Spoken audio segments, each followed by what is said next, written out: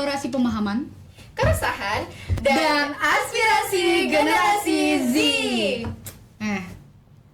Romantik nih, friend. Apa tuh? Jadi kita nih tahu bahwasannya Gen Z ini nggak bisa lepas dari yang namanya gawai. Bener banget. HP, laptop, tablet, ada aja tuh barang-barang teknologi tuh yang dipegang sama kita jadi temen sehari-hari. Bangun tidur yang dipegang HP. Malam hari yang dipegang HP lagi? Ya memang sih, ya nggak apa-apa, nggak masalah juga. Mungkin emang mengawali hari dan mengakhiri hari dengan matiin atau nyalain alarm. Bener banget. Tapi kalau kita olah-olah pikiran lagi, kita sadarkan lagi, si HP ini nih nemenin kita di segala kegiatan. Kayak pas kelas gabut dikit, main HP, main game. Bener banget. Ke kamar mandi deh, timbang buang air aja yang dilihat HP. Makan, yang ditonton HP. Itu yang jadi masalah. Nggak tahu tuh makanan masuk kemana ya kan? Iya, bisa jadi ke HP-nya juga itu. Disuapin. Dimakannya itu HP. Nah, saking errornya nih Gen Z, ya nggak Gen Z doang sih sebenarnya, masyarakat Indonesia nih, saking errornya. Mungkin sampai udah di Gen Alpha nih. Udah sekarang. sampai di Gen Alpha nih sekarang. Iya, bener banget. Nah, saking errornya nih, kadang-kadang juga kagak sadar buka HP tuh buat apa juga nggak tahu. Yang penting mencet aja dah. Bener. Yang penting tek buka jam kayak apa kayak gitu, Itu atau dia. cuma dengerin sound TikTok aja, yang penting ada suara gitu kan. Nah, ini tuh ternyata ada penyakitnya. Aduh, apa tuh? Namanya digital burnout. Kayak serem gitu ya. Parah. Bareng gue Cinda. Dan gue Abin. Selama 20 menit ke depan kita bakal bahas yang namanya digital burnout. Nah, sebelum kita mulai kali ya ngejelasin apaan sih digital burnout itu ya, Yes. mungkin kita kenalan dulu sama narasumber kita yang kece-kece banget ini. Bener banget tuh Kak Dina. Langsung aja. Halo Sobat Gen Z, aku Desi Anggreni, biasa dipanggil Eci. Halo, aku Nisrina Salma Ramadhani, biasa dipanggil Nisa. Ya. Hai. Nice to meet you. Itu Nice dia. to Hai, meet Kak you. Nita. Langsung aja nih Kak Cinda, kasih paham dong. Nih katanya nih, narasumber kita yang kali ini nih, yang mau aku tanyain ini, dia tuh emang ahli banget lah di bidang digital, karena Mentok kebetulan ya? mentok. Karena Gen Z banget juga dia ini. Nah, aku mau tanya nih ke Kak Eci. Ini kita tadi bahas digital burnout nih Kak Eci. Kira-kira apa sih, mungkin bisa dijelasin ke sobat and friend kita yang ada di sini. Oke, Kak Abin dan Kak Cinda, digital burnout merupakan kelelahan total, bukan cuma lelah setelah scroll Instagram berjam-jam atau nonton TikTok semalaman, tapi kelelahan mental, emosional, fisik yang terlalu sering pakai teknologi digital, dan ini bisa bikin hidup jadi kurang berkualitas gitu. Serem banget ya Kak Cinda ya. Ngilu ya dengernya ya. Oke, jadi gimana sih menurut Kak Eci sendiri tanda-tanda kalau kita lagi kena digital burnout? Pertanyaan tanda-tandanya ya. Iya. Kalau menurut aku mungkin jadi susah tidur atau jadi gelisah kalau ada notif, terus jadi kurang produktif di kegiatan offline. Bener banget sih ya. Aku ngalamin juga tuh. Salah satu ciri-cirinya tadi setelah disebutin aku kayak ada. Langsung ya. Sakit kepala, mata perih, jempol pegel. Nih leher nih rasanya mau patah. Cuma gara-gara apa tuh? HP. HP Ya, doang. muter-muter aja di situ, gegarannya HP. Makanya jangan main HP terus. Itu dia. Nah, karena mungkin aku nggak sepinter narasumber aku ya, jadi aku udah research dulu nih biar aku nggak kelihatan bodoh di sini. Kasih paham Kak Cinda. Jadi dari data yang udah dicari lah, si data ini nunjukin kalau rata-rata orang Indonesia tuh ngabisin 8 jam lebih untuk ada di dunia online gitu. Pokoknya sepertiga hidupnya tuh kayak ya dihabisin buat main HP aja begitu. Terus dari segi dampak biologis tadi tuh udah aku sebutin kan, mata perih, leher encok, tangan bleketek, repot ya. Nah, penelitian dari King's College lagi nih, aku nggak pintar jadi aku baca aja.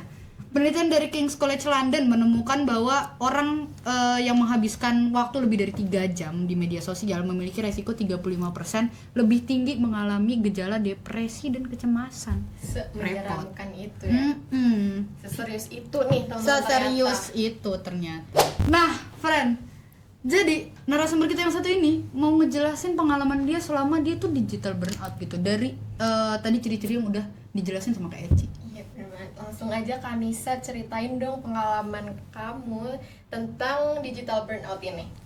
Oke, jadi pengalaman aku tentang digital burnout ini, waktu itu aku inget banget deadline tugas yang numpuk banget dan chat teman tuh banyak banget notifnya, dan itu tuh harus direspon secepat mungkin. Sampai notif tuh kebakaran karena saking banyaknya chat yang grup yang numpuk gitu. Lama-lama aku tuh kehilangan quality time bareng keluarga, dan pagi-pagi tuh yang dicek tuh HP, malam-malam tuh yang dicek juga HP.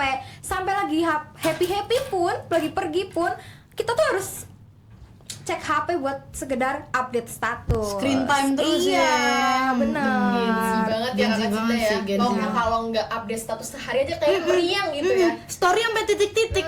Story yang penjahit tuh, titik-titik banget tuh. Nih respon keluarga tuh gimana kan Nisa? Sampai waktu itu tuh nyokap aku tuh nyadar loh kalau aku tuh megang HP terus, sampai ditegur lah kayak, kok kamu saking banyaknya tugas sampai megang HP terus ya, gitu deh. Aku Hidup langsung tuh. kayak aduh, Nyes bener dikit. juga. Disitulah.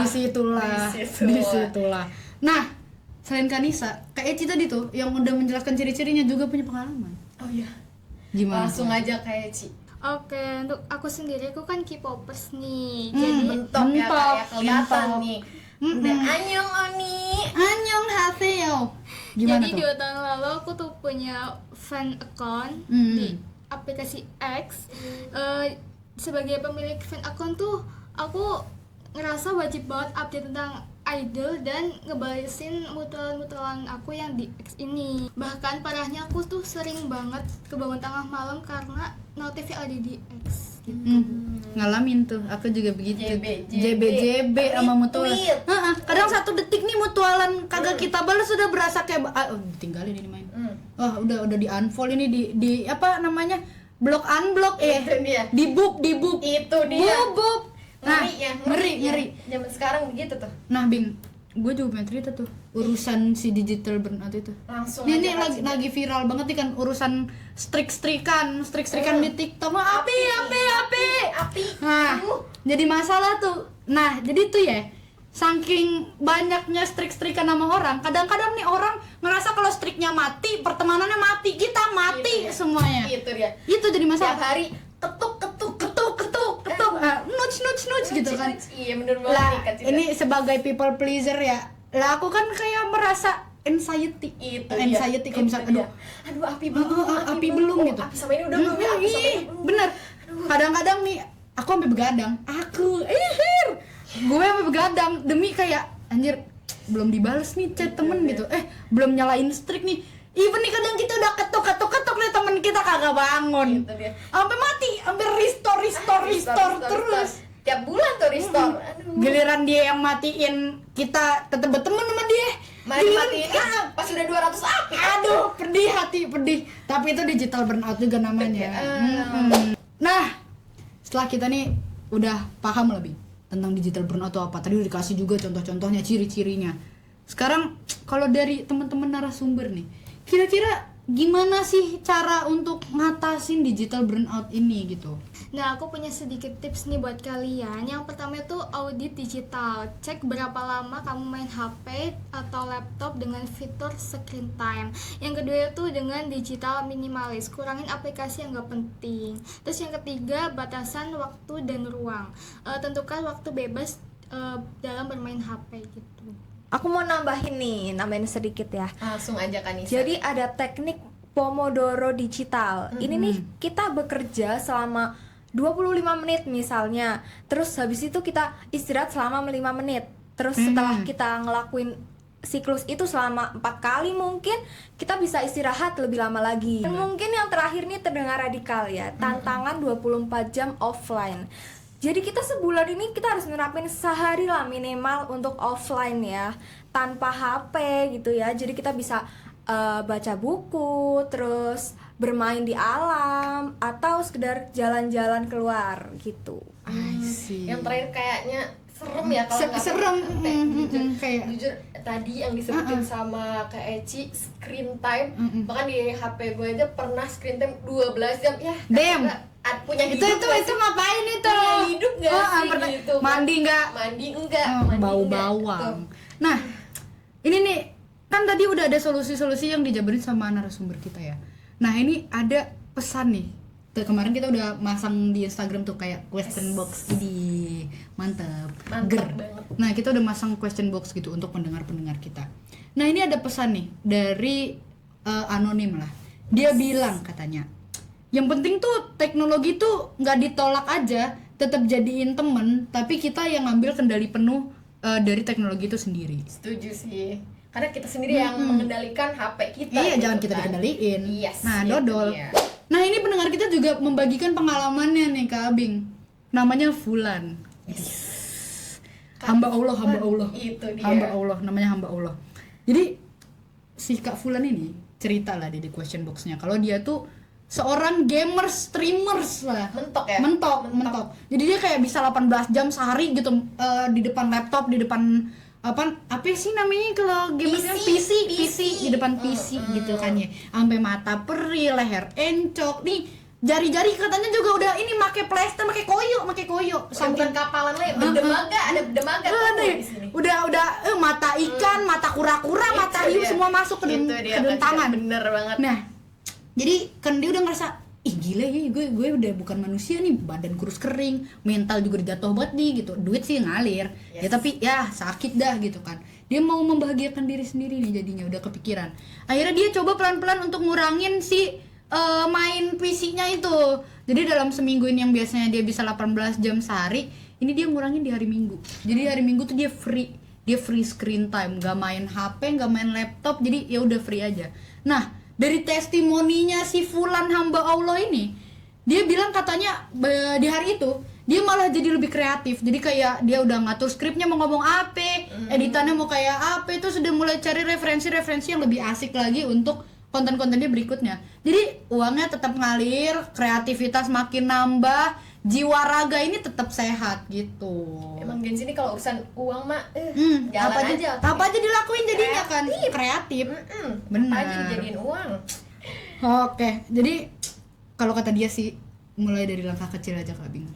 Langkah kecil itu hari ini nih. bisa menghasilkan hal-hal yang besar gitu. Bener banget. Dari Setuju, mulai setuju. matiin notifikasi yang nggak penting, terus nggak bawa HP pas lagi buang air di kamar mandi, ternyata bisa menghasilkan uang tumpukan uang yang jauh lebih besar karena ini otaknya jadi cair, Setuju kagak banget, beku, setuju kagak brain root kalau kata Gen Z sekarang makan. Nah, kita tuh udah bahas banyak banget lah dari tadi kan, udah kering tenggorokan nih. Bener banget. Udah bahas tentang apa sih digital burnout itu, terus tadi ciri-cirinya juga. Ilmu baru banget Ilmu. ya. Bahkan Ilmu. ternyata selama ini kita tuh ngalamin digital burnout tuh sering banget, cuma kita nggak sadar. Nggak sadar, kagak tahu kalau itu penyakit ternyata kan. Ternyata mata perih, terus badan encok, itu tuh termasuk digital burnout. Makanya kata mama, HP terus. HP mulu. Iya. Ternyata beneran. Terus bener ada penyakitnya. Orang tuh jangan dibantah, Makanya. tahuan mereka emang benar. Nah, setelah kita tahu tadi, terus kita udah tahu juga lah strategi gimana cara ngilanginnya. Nah, aku di sini tuh pengennya teman-teman tuh nggak cuman sekedar ngedengerin podcast kita doang, tapi menjadi refleksi juga kalau bahwasannya teknologi tuh seharusnya memperkaya hidup nih, bukan malah kayak ya kita dipengaruhi sama teknologi kagak gitu kan, bukan kita yang dikendaliin. Jadi ya kita perlu lah diet digital sekali-kali gitu kan, kayak ya bukan puasa total lah, tapi ya dikurangin dikit lah tadinya. Kayak si Fulan tadi ya, si Fulan dari 18 jam jadi sehari kagak megang HP kan juga ya kagak ngapa gitu kan. Nah tadi gue udah nyebutin tuh Bing, kalau misalkan gue gak mau pendengar gue tuh ngedengerin doang, tapi harus jadi refleksi diri. Gue gak mau pendengar gue tuh jadi pendengar pasif, gue mau temen-temen juga ikut kontribusi. Gimana Tadi udah dijelasin kan strategi dari narasumber kita tuh gimana caranya puasa digital gitu, diet digital. Nah, gue pengen pendengar-pendengar kita, friend-friend kita Gen Z kita ini untuk bisa mengaplikasikan strategi itu di kehidupan aslinya. Caranya Teman-teman bisa nih komen di bawah sini atau masukin di Instagram bukti-bukti digital mindfulnya. Pakai hashtag digital mindful. Yes. Nah, Aku mau berterima kasih dulu nih buat para narasumber kece kita bener yang kali banget. ini bisa datang. Yes, Kak Eci dan Kak Nisa, terima kasih banyak atas ilmunya, atas pengalamannya. Yes, gokil banget karena dari ya tadi kan sebagai pewawancara nih, sebagai host yang suka research tadi itu ya. Itu dia. Aku udah tahu banget nih kalau Kak Eci sama Kak Nisa tuh tugasnya lagi banyak banget. Ya bisa jadi dia datang ke sini sebenarnya lagi proses penyembuhan digital burnout juga itu. Karena tugas astagfirullahalazim sebagai ilmu komunikasi semester 2. Tugas Masya Allah, kelas Masya Allah. Nyebut ya? Organisasi juga blek bek bek bek semuanya kan. Rempong ini Capek, kepala. capek. Udah bukan digital burnout, ini life burnout rasanya. dia. Tapi Itu dia, tetap Kak Cinda. tetap hadir di sini. Wih, gokil banget. Kita berterima kasih banget. Terima kasih. Nah, aku juga terima kasih sama partner aku, Sabrina Abing. Gokil banget yang hari ini datang nemenin aku buat wawancara teman-teman. Oke, aku juga mau ngucapin terima kasih yang banyak untuk Cinda di sini yang udah bantu aku hari ini mewawancara Kak Eci dan juga Kak Nisa. Yes, hopefully Gen Z Unplugged ini selalu memberikan hal-hal yang positif buat teman-teman pendengar. Bener banget. Buat teman-teman friend Gen Z. Gue Cinda. Dan gue Abin. Sampai jumpa di podcast Gen Z Unplugged.